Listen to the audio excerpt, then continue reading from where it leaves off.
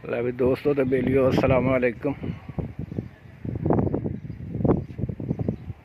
उम्मीद आ कि अल्लाह तबारक तआला दा सब ते करम होएगा। अल्लाह करीम सब नूं सेहत तंदुरुस्ती अता करे, सब दे माल जान ईमान रिज़्क़ च बरकतां अता करे। तो दोस्तों सियाणे कहंदे कि इंसान नूं ना किसी गरीब का मजाक नहीं उड़ाना चाहिए। अजकल अमूमन यह वाक़या देखा कि जोड़ा आदमी कोई रोटी खाता रज्या पुज्या तो गरीब नूं जोड़ा ना तानो तनस करता तो मजाक उड़ाता।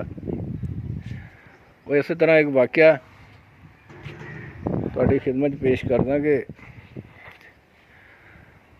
कोई दो भरा सीगे किसान, उन्हां दे विचों वड्डा अमीर सी, छोटा गरीब सी। उस छोटे भाई ने गाहे बगाहे ना मदद की अपील करनी वड्डे दे कोल। वड्डे ने बजाए मदद करन दे ते उन्होंने मजाक करने, उन्होंने ताने देने कि तू तो गरीब ही रहना, तू कोई मेहनत करके अमीर नहीं हो सकता, तू गरीब ही रहेगा। उसकी मुफलसी और गरीबी का मजाक उड़ाना। तो छोटा भाई भी सुन सुन के तंग आ गया। एक दिन वो छोटे ने तहैया किया कि अल्लाह तबारक तआला की दुनिया बहुत वड्डी आ, मैं कोई सफ़र क्यों ना करा किसी काम वास्ते, किसी मेहनत वास्ते, शायद अल्लाह तबारक तआला मेरे दिन बदल देवे। हमेशा मेरा भाई मेरे नाल मजाक करता, मेरी गरीबी का मजाक उड़ाता, तानो तनस करता। तो अल्लाह के घर च उम्मीद रख के तो सफ़र ते चल पिया। तो वो सफ़र करता जाता एक बादशाही दे विच पहुंचा तो की देखदा बादशाह दे महल तैयार हो रहे। वो ज्यों महल तैयार करते हैं, एक पासे महल तैयार करके दूसरी साइड से जो पहुँचते पिछला हिस्सा डिग जाता है। वो तैयार करके दूसरे पासे आते वो दूसरा पासा डिग पैंदा ते किसान उत्थे खड़ा तमाशा देखता। उन्नी देर नूं बादशाह आ गया। बादशाह ने पूछा शख्स कौन आ तू? उन्हें कहा जी मैं एक किसान हाँ, गरीब किसान। तो अल्लाह के फजल की उम्मीद वास्ते घरों निकलिया सफ़र दे विच। कहंदा यार चलिया किते तेरा जो काम पूरा हो जाए ना तो मेरा एक सवाल आ। बादशाह कहने लगा कि काफ़ी अरसा हो गया, कई सालों तो मैं महल तैयार करवा रहा, एक पासा बनाना दूसरा डिग जाता, वो बनाना दूसरा डिग जाता, इदा क्यों होंदी मेरे नाल? कामयाबी क्यों नहीं मिल रही?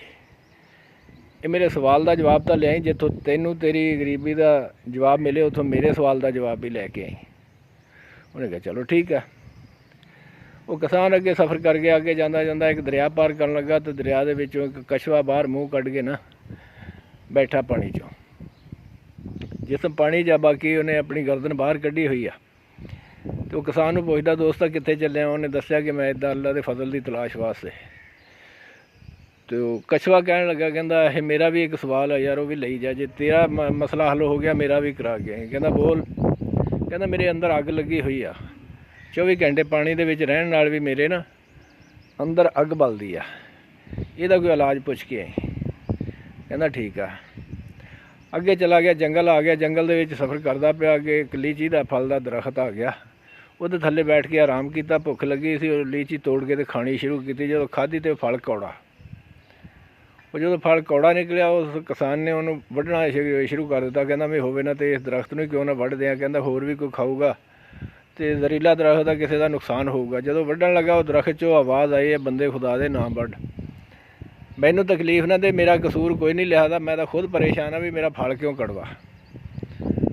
किसान को कहता कि तू अगर किसी मुहिम से चलिया तो मेरे सवाल का इसका जवाब लैके आई, मेरा फल क्यों कड़वा, मेरा ये कोई कसूर नहीं। उन्हें कहा ठीक है। वो किसान अगे चला गया, सफ़र करता होया अगे जंगल दे विच जा रहा तो एक उन्हें झोपड़ी नज़र आई।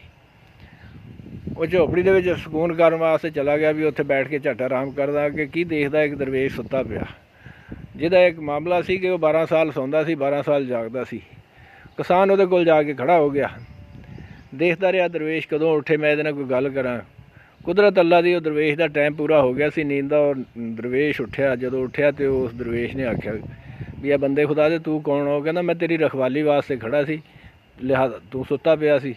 ਉਹ ਦਰਵੇਸ਼ ਬੜਾ ਖੁਸ਼ ਹੋਇਆ। ਖੁਸ਼ ਹੋ ਕੇ ਕਹਿਣ ਲੱਗਾ ਵੀ ਬੰਦੇ ਖੁਦਾ ਦੇ, ਦੱਸ ਤੇਰੀ ਕੋਈ ਮਜਬੂਰੀ ਹੈ ਤਾਂ ਮੈਨੂੰ ਦੱਸ, ਮੈਂ ਦੁਆ ਕਰਦਾ ਤੇਰੇ ਵਾਸਤੇ।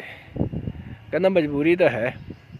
ਕਹਿੰਦਾ ਕੀ? ਕਹਿੰਦਾ ਇਹ ਇਸ ਤਰ੍ਹਾਂ ਮੇਰੇ ਭਾਈ ਨੇ ਮੇਰੀ ਗਰੀਬੀ ਦਾ ਮਜ਼ਾਕ ਉਡਾਇਆ ਅਤੇ ਮੈਂ ਅੱਲਾ ਦੇ ਫਜ਼ਲ ਦੀ ਤਲਾਸ਼ ਵਾਸਤੇ ਨਿਕਲਿਆ ਸੀ। ਕਹਿੰਦਾ ਅੱਛਾ ਫਿਰ ਅੱਗੇ ਨਹੀਂ ਜਾਣਾ, ਇੱਥੋਂ ਹੀ ਵਾਪਸ ਹੋ ਜਾ, ਜਿਹੜੇ ਰਸਤੇ ਤੋਂ ਆਇਆ ਉਸੇ ਰਸਤੇ 'ਤੇ ਵਾਪਸ ਚਲਾ ਜਾ, ਅੱਲਾ ਤਬਾਰਕ ਤਾਲਾ ਤੇਰੇ 'ਤੇ ਮਿਹਰਬਾਨੀ ਕਰੂਗਾ। ਕਹਿੰਦਾ ਅੱਛਾ। ਕਹਿੰਦਾ ਮੇਰੇ 3 ਸਵਾਲ ਵੀ ਆ।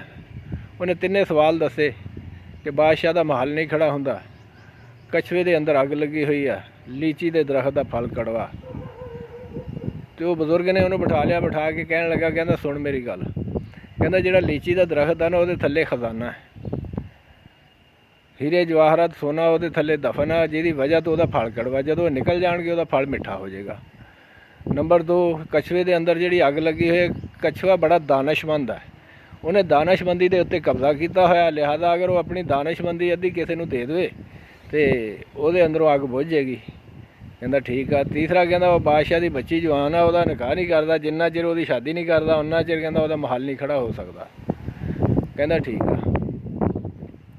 ਉਹ ਕਿਸਾਨ ਜਿਹੜਾ ਸੀ ਉਹ ਸੁਣ ਕੇ ਉੱਥੋਂ ਵਾਪਸ ਹੋ ਗਿਆ। ਜਦੋਂ ਲੀਚੀ ਦੇ ਦਰਖਤ ਕੋਲ ਆਇਆ ਅਤੇ ਉਹਨੇ ਪੁੱਛਿਆ, ਕਹਿੰਦਾ ਹਾਂ ਬਈ ਦੋਸਤਾ, ਮੇਰੇ ਸਵਾਲ ਦਾ ਜਵਾਬ ਕਹਿੰਦਾ ਲਿਆਇਆ, ਤੇਰੇ ਮੁੱਢ 'ਚ ਖਜ਼ਾਨਾ ਹੈ। ਕਹਿੰਦਾ ਛੇਤੀ ਘਰ ਕੱਢ ਲਾ, ਸਾਰਾ ਨਾਲ ਹੀ ਲੈ ਜਾ, ਮੇਰੀ ਜਾਨ ਛੜਾ ਤਾਂ ਕਿ ਅੱਲਾ ਦੀ ਮਖਲੂਕ ਮੇਰਾ ਫਲ ਖਾਵੇ ਅਤੇ ਮੈਨੂੰ ਵੀ ਕੋਈ ਦੁਆਵਾਂ ਦੇਵੇ। ਉਹ ਕਿਸਾਨ ਨੇ ਖਜ਼ਾਨਾ ਕੱਢਿਆ, ਕੱਢ ਕੇ ਤੇ ਉਹ ਆਪਣਾ ਪੱਲੇ ਬੰਨਿਆ, ਲੈ ਕੇ ਗਾਂਹ ਹੋਇਆ। ਅੱਗੇ ਗਿਆ, ਕਛੂਏ ਨੇ ਪੁੱਛਿਆ, ਕਛੂਏ ਨੂੰ ਕਹਿਣ ਲੱਗਾ ਵੀ ਤੈਨੂੰ ਦਾਨਸ਼ਮੰਦੀ ਅੱਲਾ ਤਬਾਰਕ ਤਾਲਾ ਨੇ ਦਿੱਤੀ ਹੈ, ਤੂੰ ਕਬਜ਼ਾ ਕਰਕੇ ਬੈਠਾ ਹੋਇਆ, ਜਿੰਨਾ ਚਿਰ ਉਹ ਕਿਸੇ ਨੂੰ ਉਹਦਾ ਹਿੱਸਾ ਨਹੀਂ ਬਣਾਉਂਦਾ, ਅੱਲਾ ਦੀ ਰਾਹ 'ਤੇ ਖਰਚ ਨਹੀਂ ਕਰਦਾ, ਉਹਨਾਂ ਚਿਰ ਤੇਰੀ ਅੱਗ ਨਹੀਂ ਬੁਝਣੀ। ਉਹਨੇ ਦੁਆ ਕੀਤੀ, ਕਹਿੰਦਾ ਕਿ ਅੱਧੀ ਦਾਨਸ਼ਮੰਦੀ ਤੈਨੂੰ ਦਿੱਤੀ ਇਨਸਾਨ ਨੂੰ। ਤੋ ਉਹ ਖੁਸ਼ ਹੋ ਗਿਆ, ਉਹਨੂੰ ਵੀ ਦਾਨਸ਼ਮੰਦੀ ਮਿਲ ਗਈ, ਉਹ ਕਛੂਏ ਦੀ ਅੱਗ ਵੀ ਬੁਝ ਗਈ। ਉੱਥੋਂ ਸਫ਼ਰ ਕੀਤਾ, ਦਰਿਆ ਪਾਰ ਕਰਕੇ ਬਾਦਸ਼ਾਹ ਦੇ ਕੋਲ ਗਿਆ। ਬਾਦਸ਼ਾਹ ਨੇ ਪੁੱਛਿਆ, ਹਾਂ ਵੀ ਦੋਸਤਾ, ਮੇਰੇ ਸਵਾਲ ਦਾ ਜਵਾਬ। ਕਹਿੰਦਾ ਤੇਰੀ ਕੋਈ ਬੱਚੀ ਜਵਾਨ ਬੈਠੀ ਆ, ਇਹ ਬੈਠੀ ਆ। ਕਹਿੰਦਾ ਜਿੰਨਾ ਚਿਰ ਉਹਦਾ ਨਿਕਾਹ ਨਹੀਂ ਕਰਦਾ ਤੇਰਾ ਮਹੱਲ ਨਹੀਂ ਖੜਾ ਹੋਣਾ, ਤੈਨੂੰ ਕਿਸੇ ਮੁਹਿੰਮ 'ਚ ਕਾਮਯਾਬੀ ਨਹੀਂ ਹੋਣੀ। ਉਹਨੇ ਕਿਹਾ ਠੀਕ ਆ। ਉਹ ਬਾਦਸ਼ਾਹ ਨੇ ਸੋਚ ਸਮਝ ਕੇ ਕਹਿਣ ਲੱਗਾ ਵੀ ਇਹ ਦੇਖੋ ਮਾਲੋ ਦੌਲਤ ਸੋਨਾ ਜਵਾਹਰ ਵੀ ਚੱਕੀ ਫਿਰਦਾ, ਔਰ ਬੰਦਾ ਵੀ ਬੜਾ ਦਾਨਸ਼ਮੰਦ ਅਤੇ ਸਮਝਦਾਰ ਨਜ਼ਰ ਆਉਂਦਾ। ਅੱਲਾ ਨੇ ਹੁਸਨੋ ਜਮਾਲ ਵੀ ਦਿੱਤਾ ਹੋਵੇ ਨਾ, ਤਾਂ ਮੈਂ ਇਹਦੇ ਨਾਲ ਹੀ ਕਿਉਂ ਨਾ, ਕਿ ਤੂੰ ਮੇਰੀ ਬੱਚੀ ਨਾਲ ਸ਼ਾਦੀ ਕਰੇਗਾ? ਕਹਿੰਦਾ ਕਰਾਂਗਾ। ਬਾਦਸ਼ਾਹ ਨੇ ਉਹਨੂੰ ਬੱਚੀ ਦਾ ਨਿਕਾਹ ਦੇ ਦਿੱਤਾ, ਉਹਨੂੰ ਮਹੱਲ ਤਮੀਰ ਕਰਕੇ ਇੱਕ ਸਾਈਡ 'ਤੇ ਦੇ ਦਿੱਤਾ, ਉੱਥੇ ਰਹਿਣ ਲੱਗ ਪਿਆ। ਜਦੋਂ ਰਹਿਣ ਲੱਗ ਪਿਆ, ਕੁਛ ਅਰਸੇ ਤੋਂ ਬਾਅਦ ਉਹਨੇ ਪੈਗਾਮ ਭੇਜ ਕੇ, ਬੰਦੇ ਭੇਜ ਕੇ ਆਪਣੇ ਵੱਡੇ ਭਾਈ ਨੂੰ ਬੁਲਾਇਆ। ਬੁਲਾ ਕੇ ਆਪਣੇ ਭਾਈ ਨੂੰ ਤਾਂ ਕਹਿਣ ਲੱਗਾ ਵੀ ਇਹ ਭਾਈ ਦੇਖ ਲਾ, ਤੂੰ ਮੈਨੂੰ ਮਿਹਣਾ ਮਾਰਿਆ ਸੀਗਾ, ਮੇਰੀ ਗਰੀਬੀ ਦਾ ਮਜ਼ਾਕ ਉਡਾਇਆ ਸੀ, ਮੇਰੀ ਮੁਫਲਸੀ ਦਾ ਮਜ਼ਾਕ ਉਡਾਇਆ ਸੀ, ਦੇਖ ਅੱਲਾ ਤਬਾਰਕ ਤਾਲਾ ਦੇ ਫਜ਼ਲ ਦੀ ਤਲਾਸ਼ ਵਾਸਤੇ ਮੈਂ ਨਿਕਲਿਆ, ਅੱਲਾ 'ਤੇ ਉਮੀਦ ਰੱਖ ਕੇ, ਅਤੇ ਅੱਲਾ ਤਬਾਰਕ ਤਾਲਾ ਨੇ ਦੇਖ ਮੈਨੂੰ ਕੈਸੇ ਰੰਗ ਲਾਏ। ਉਹ ਵੱਡਾ ਭਾਈ ਜਿਹੜਾ ਸੀ ਉਹ ਦੇਖ ਕੇ ਹੈਰਾਨ ਰਹਿ ਗਿਆ, ਲੇਕਿਨ ਉਹਦੇ ਦਿਲ ਦੇ ਵਿੱਚ ਸੀ ਕਿ ਹੁਣ ਛੋਟਾ ਜਿਹੜਾ ਨਾ ਮੇਰੇ 'ਤੇ ਜ਼ੁਲਮ ਜ਼ਿਆਦਤੀ ਕਰੇਗਾ, ਇਹ ਤਾਂ ਬਾਦਸ਼ਾਹ ਦੀ ਬੇਟੀ ਨਾਲ ਵਿਆਹ ਕਰ ਲਿਆ, ਐਡਾ ਅਮੀਰ ਹੋ ਗਿਆ, ਲੇਕਿਨ ਉਸ ਦੇ ਬਾਵਜੂਦ ਵੀ ਛੋਟੇ ਨੇ ਜਿਹੜਾ ਨਾ ਅੱਲਾ ਦੀ ਰਜ਼ਾ ਵਾਸਤੇ ਉਹਨੂੰ ਮਾफ़ ਕਰ ਦਿੱਤਾ, ਉਹਨੂੰ ਆਪਣੇ ਕੋਲ ਸੱਦ ਲਿਆ ਅਤੇ ਉੱਥੇ ਰੱਖਣਾ ਸ਼ੁਰੂ ਕਰ ਦਿੱਤਾ। ਫਿਰ ਵੀ ਉਹਨੇ ਵੱਡੇ ਭਾਈ ਦਾ ਮਜ਼ਾਕ ਨਹੀਂ ਉਡਾਇਆ। ਤੋ ਇਹ ਸਾਡੇ ਵਾਸਤੇ ਇਬਰਤਨਾਕ ਵਾਕਿਆ ਕਿ ਇਨਸਾਨ ਨੂੰ ਕਦੇ ਵੀ, ਕਿਉਂਕਿ ਜਿਹਨੂੰ ਵੀ ਰੋਜ਼ੀ ਰਿਜ਼ਕ ਦਿੰਦਾ ਉਹ ਅੱਲਾ ਤਬਾਰਕ ਤਾਲਾ ਦਿੰਦਾ ਹੈ, ਅਤੇ ਜਿਹਨੂੰ ਵੀ ਅੱਲਾ ਤਬਾਰਕ ਤਾਲਾ ਦੇਵੇ ਮਿਲ ਬਾਂਟ ਕੇ ਖਾਵੇ ਦੂਸਰੇ ਦੇ ਨਾਲ, ਗਰੀਬ ਦੀ ਮਦਦ ਕਰੇ, ਬਲਕਿ ਬਜਾਏ ਗਰੀਬ ਦਾ ਮਜ਼ਾਕ ਉਡਾਉਣ ਦੇ। ਅੱਲਾ ਤਬਾਰਕ ਤਾਲਾ ਸਾਨੂੰ ਅਮਲ ਦੀ ਤੌਫੀਕ ਅਤਾ ਕਰੇ। ਕਹਾਣੀ ਚੰਗੀ ਲੱਗੀ ਹੋਵੇ, ਤਮਾਮ ਦੋਸਤ ਭੈਣ ਭਾਈ ਸਾਰਿਆਂ ਦੇ ਅੱਗੇ ਅਪੀਲ ਹੈ ਕਿ ਇਸ ਨੂੰ, ਮੇਰੇ ਚੈਨਲ ਨੂੰ ਸਬਸਕ੍ਰਾਈਬ ਕਰੋ, ਸ਼ੇਅਰ ਕਰੋ ਔਰ ਲਾਈਕ ਕਰੋ। ਵਸਲਾਮ ਵਾਲੇਕੁਮ ਵਰਹਿਮਤੁल्लाह।